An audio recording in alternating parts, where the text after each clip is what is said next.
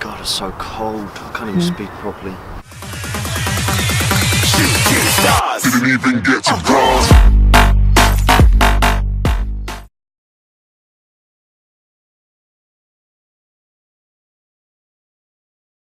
Hi guys, Chris here from Coach My Skills, coming today here with another short video for you. I've had a couple of requests about this one, so today I'm doing soccer fitness.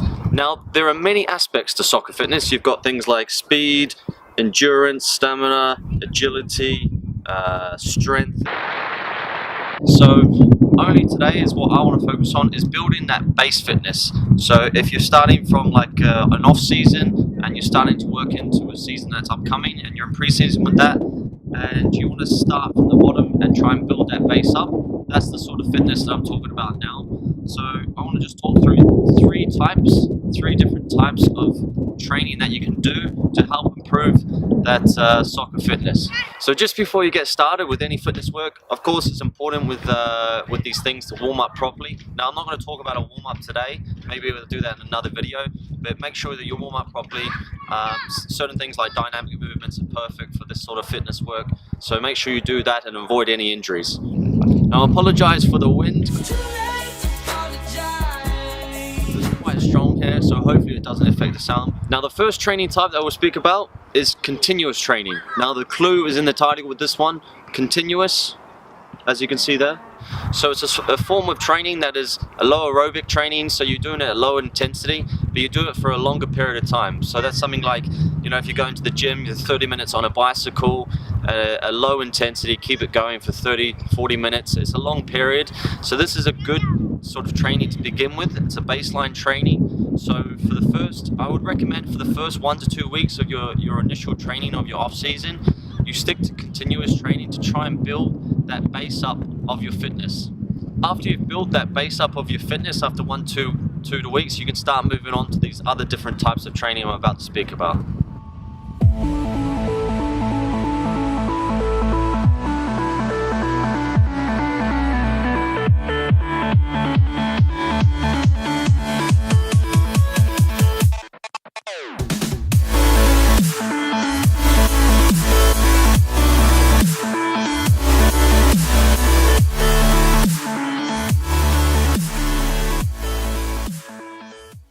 So after having been doing that continuous training for a period of 1 to 2 weeks, the second type of training that you can now incorporate into your off-season sort of program is fartlek training.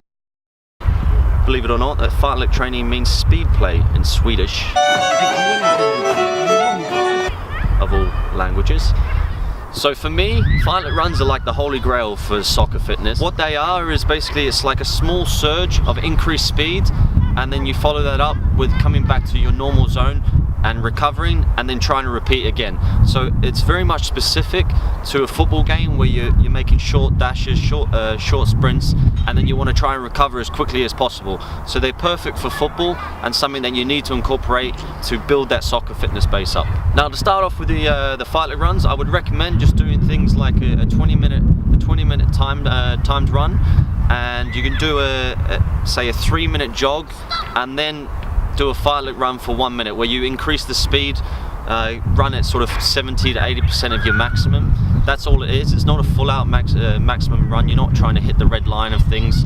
You're not trying to push yourself to the limits. It's at a good pace like that. And then after you've done your minute, you're then going to recover again for those 3 minutes. So it's like I said, it's very specific for football. It's very relevant. So it's something you should definitely incorporate in your training.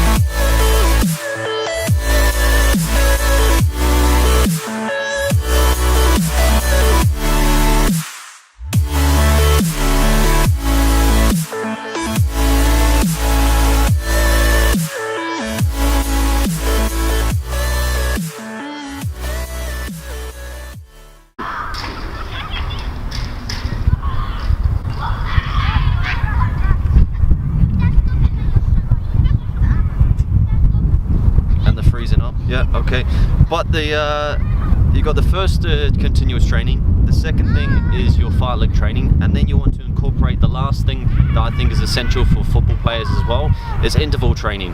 Now, interval training could seem a little bit similar to the fight leg training, but I can assure you it's not. And what that is a higher intense for shorter periods of time, but the rest is almost equivalent to the amount of time that you're working. So for example, you might work for a high intensity of 90%, so you're almost close to your maximum for a minute, but then your rest is only a minute or a minute and a half. So it's a lot more intense, but it's a lot shorter period. So a little bit like the fight leg training as well, with the interval training it's important to focus as well on the recovery. So it's like when you're recovering, your body is also adapting as well. So it is part of the process that when you put in the work in and you're recovering, you focus on the recovery as well, because as you're doing it, your body makes changes, you're becoming a lot more stronger and fitter, and this is perfect for football as well.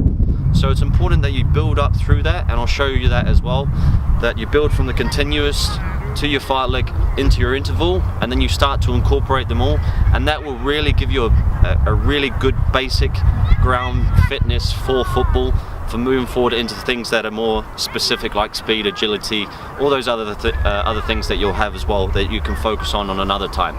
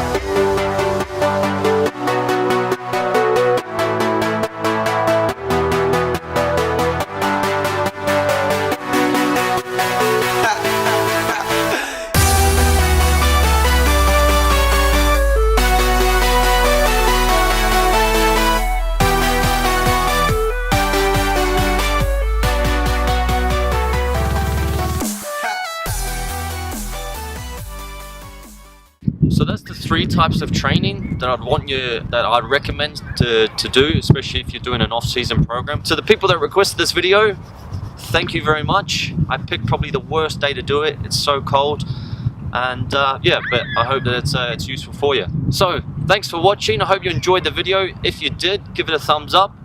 If you feel sorry for me standing in the cold, give me a thumbs up as well, and I'll see you in the next video.